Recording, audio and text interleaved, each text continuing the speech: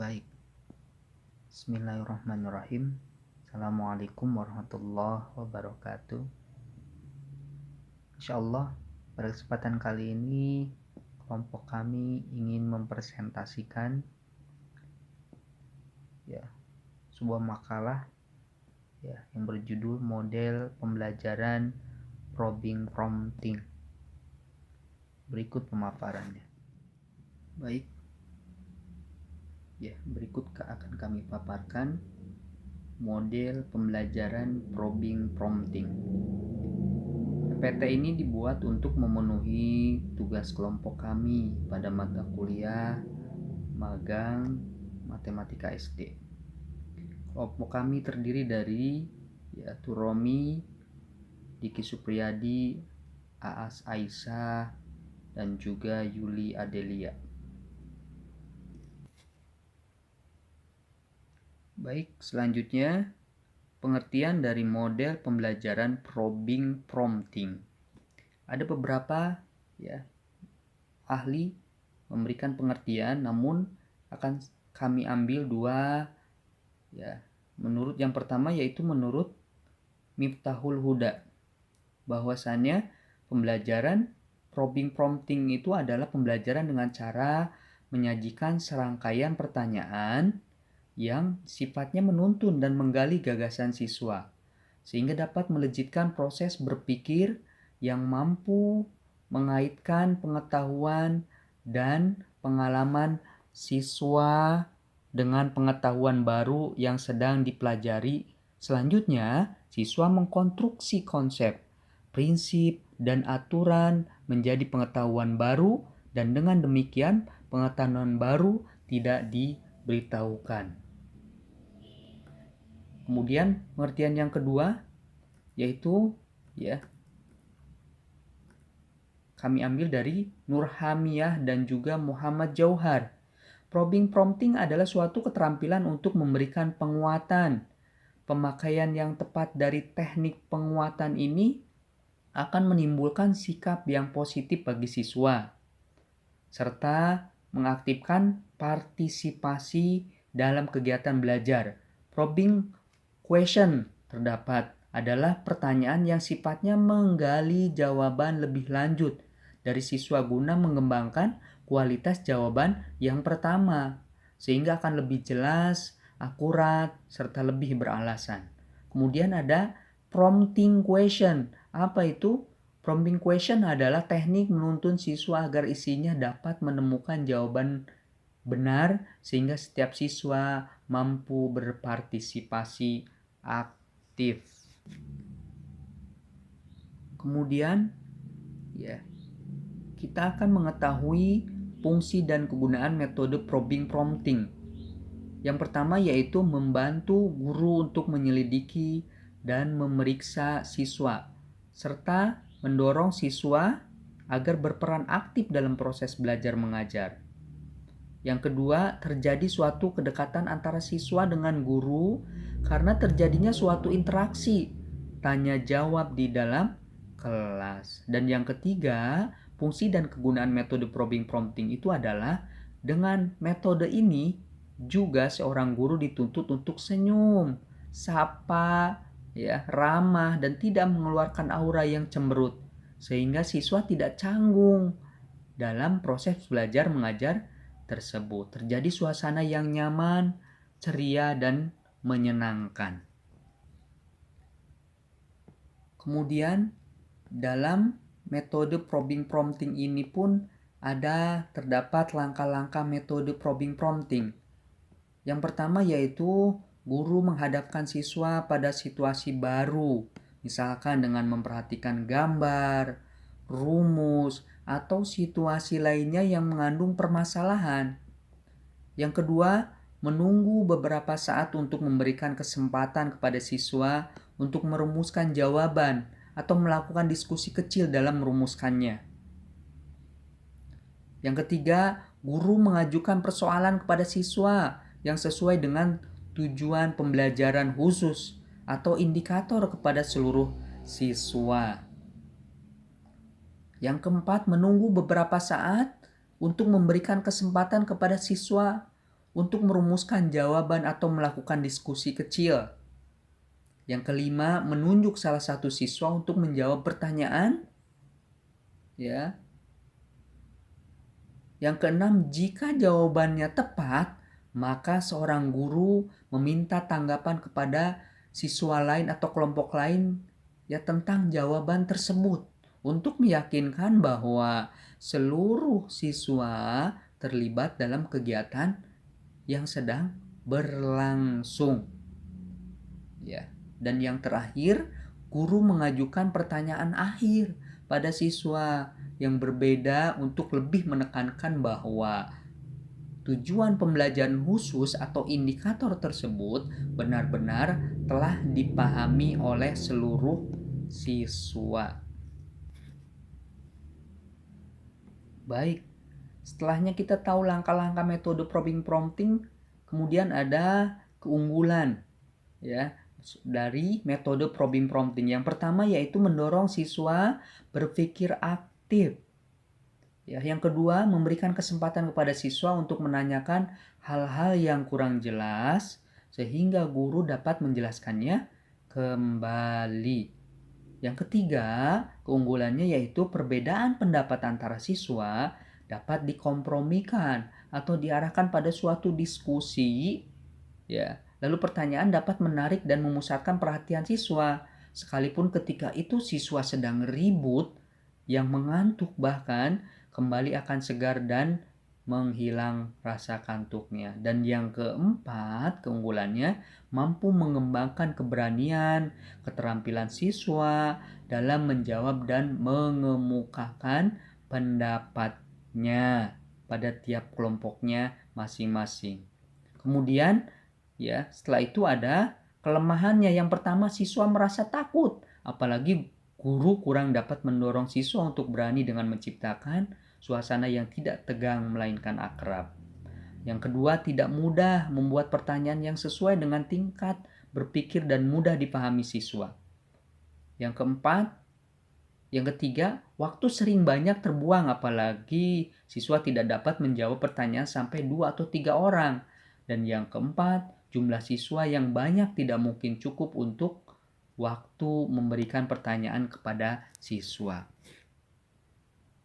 Kemudian kesimpulan dari metode probing prompting ya, ingin kami sampaikan bahwa strategi pembelajaran probing prompting merupakan pembelajaran oleh guru ya yang menyajikan serangkaian pertanyaan yang sifatnya menuntun dan menggali sehingga terjadi sebuah proses berpikir yang mengaitkan pengetahuan baru yang sedang dipelajari. Selanjutnya siswa mengkonstruksikan konsep atau prinsip atau aturan yang menjadi pengetahuan baru sehingga setiap siswa mampu berpartisipasi aktif dalam pembelajaran ini.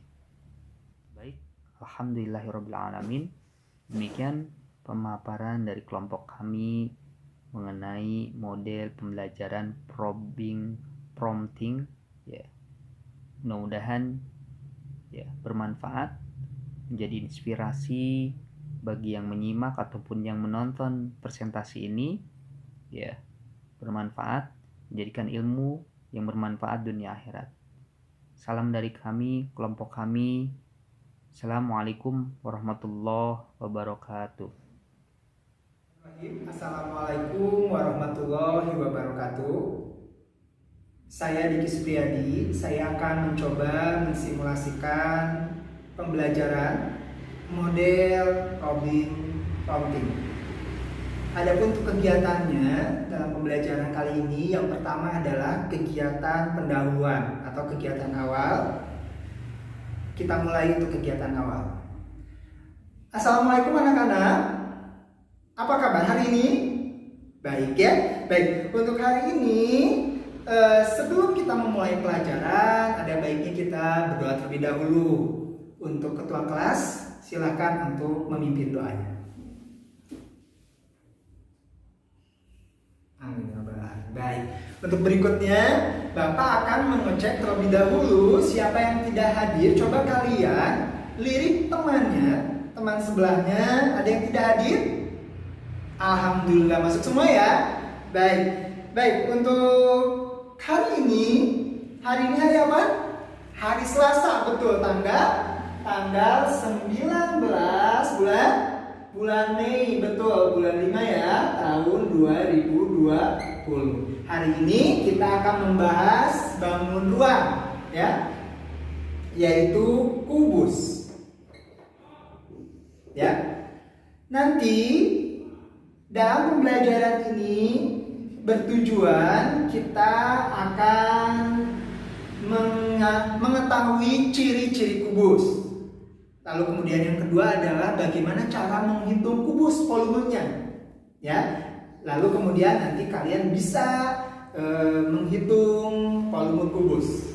Gitu ya. Baik. Sebelumnya coba, kan kalian sudah belajar bangun ruang ya. Selain kubus, bangun ruang itu apa saja? Betul, balok, apalagi? Tabung, apalagi? Kerucut, betul, apalagi? Prisma, ya, prisma segitiga. Lalu kemudian apalagi? Lima segi empat, betul. 5 segitiga, betul. Lalu kemudian bola, betul. Ada yang tahu bangun ruang itu artinya apa? Bangun ruang apa? Ya, bangun yang memiliki isi, ya, seperti ruangan ini nih, ruangan kelas ini. Kita bisa masuk karena ada isinya, ada volumenya, ya. Itu yang pertama. Untuk yang kedua, kita akan ke kegiatan inti. Kegiatan inti sendiri yaitu kegiatan model probing prompting. Model probing prompting itu ada 7 langkah. Yang pertama adalah guru menghadapkan siswa pada suatu gambar atau situasi yang mengandung permasalahan. Baik, kali ini kita akan membahas kubus. Pertama-tama, Bapak akan menampilkan jaring-jaring kubus. Ini ada jaring-jaring kubus nih, ya. Kalian coba perhatikan jaring-jaring kubus yang ada di papan tulis yang Bapak tempel.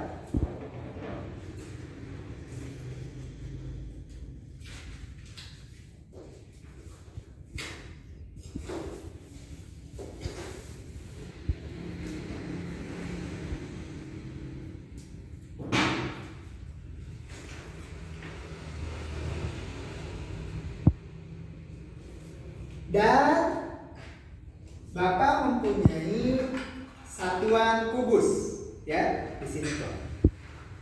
Dan kotaknya berbentuk kubus. Kalian silakan perhatikan.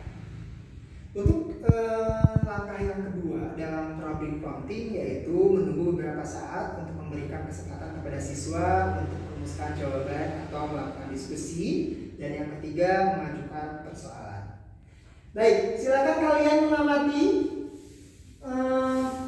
jaring-jaringan di papan tulis, lalu kemudian mengamati bangun kubus yang merupakan satuan kubus, ya.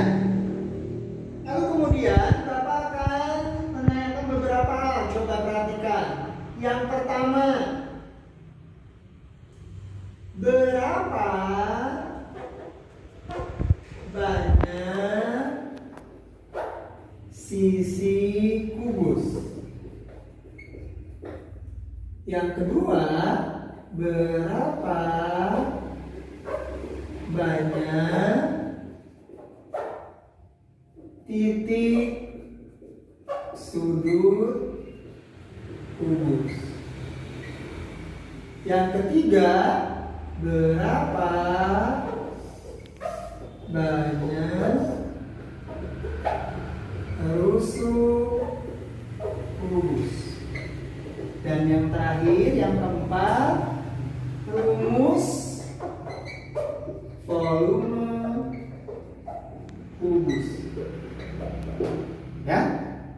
Lalu kemudian untuk yang keempat adalah menunggu beberapa saat siswa untuk mencoba menjawab atau mendiskusikan soal yang ada di depan. Lalu kemudian yang kelima, menunjuk salah satu peserta didik untuk menjawab pertanyaan dan atau menanggapi.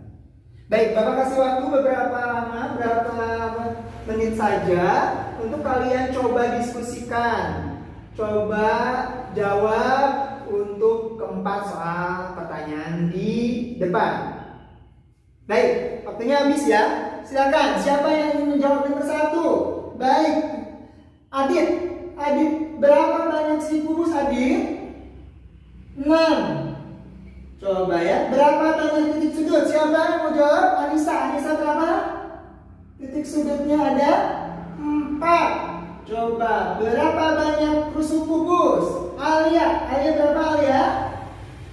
12. Rumus volume kubus, coba ada yang tahu? S kali S, coba. Lalu kemudian untuk yang keenam, mengajukan pertanyaan yang sifatnya menggali sebagai petunjuk jalan penyelesaian jika jawaban salah. Nah, kita sekarang perhatikan jawaban teman-temannya. Dari jaring-jaring kubus ini, kalau kita satukan, ya, ini akan membentuk bangun ruang kubus. Ya, Bapak akan menggunakan ini saja. Kita lihat berapa banyak sisi kubus. Sisi kubus. Kubus bangun ruang kalau sisi itu seperti yang ini, ya. Ini sisi namanya. Kita hitung bareng-bareng. 1 yang depan, 2 yang belakang, yang atas 3, yang bawah 4, betul. Yang samping kanan 5, yang samping kiri 6, betul. Jadi berapa banyak sisi kubus? 6, betul ya. Baik, bagus. Tadi siapa? Adit, bagus ya. Lalu kemudian yang kedua, berapa banyak titik sudut? Titik sudut itu yang sudut. Nih kalau di kelas ini titik sudut nih, ya. Kalau di sini berarti ini nih titik sudut. 1, kita hitung bareng-bareng. 2, 3, 4. Yang belakang 5, 6, 7, 8. Tadi 4 ya, yang 4 depan saja ya. Yang belakangnya belum. Jadi yang betul adalah titik sudutnya 8. Lalu kemudian berapa banyak rusuk? Rusuk kubus. Kalau rusuk kubus itu garis ini. Ya, kita hitung bareng-bareng. 1, 2, 3, 4, 5, 6, 7, 8, 9, 10, 11, 12. Betul ya? 12. Baik. Lalu kemudian rumus volume kubus. Nah, sekarang di sini coba lihat. Ini ada berapa barisnya? Ada 2. Betul, barisnya ada 2. Ya. Lalu kemudian kolomnya ada berapa? Ada 2 juga. Tingginya ada 2 juga, ya. Kalau kita hitung 2 kali 2 kali 2 berapa? 8. Coba kita lihat. Betul nggak? Kubus satuannya 8. 1, 2, 3, 4, 5, 6, 7, 8. Dia jadi sama. Jadi kita bisa tentukan bahwa rumus kubus itu sisi yang ini 2, sisi yang atas 2, lalu kemudian sisi yang sampingnya 2. Makanya 2 kali 2 kali 2 dapat dirumuskan S kali S kali S. S-nya ada 3 atau S pangkat 3. Gitu ya. Lalu kemudian untuk yang terakhir yaitu mengajukan pertanyaan akhir. Baik, lalu kemudian sekarang kalau misalkan rumusnya S kali S kali S. Sekarang kalau Bapak mempunyai kubus nih, bangun kubus.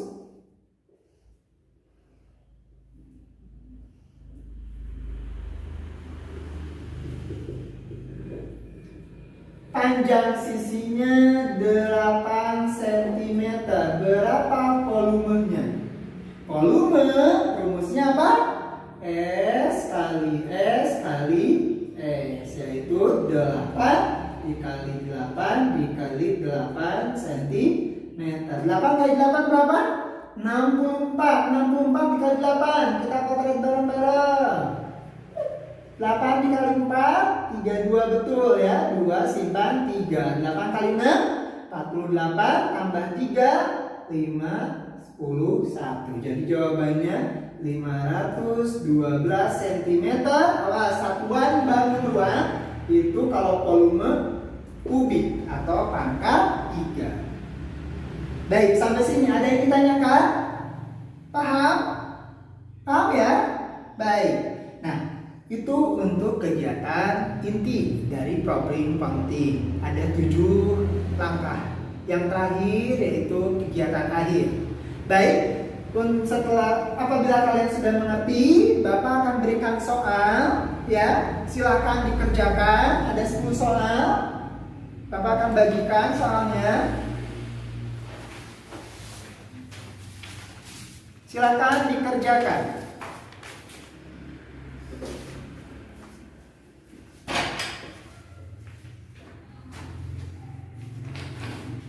Baik, sudah selesai ya? Baik, kalau kumpulkan ya.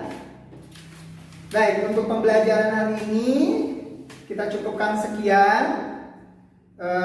Semoga pembelajaran hari ini ada manfaatnya bagi kita semua. Bapak akhiri, wassalamualaikum warahmatullahi wabarakatuh. Simulasi model pembelajaran problem prompting yang saya bisa sampaikan. Mohon maaf banyak kekurangannya. Wassalamualaikum warahmatullahi wabarakatuh.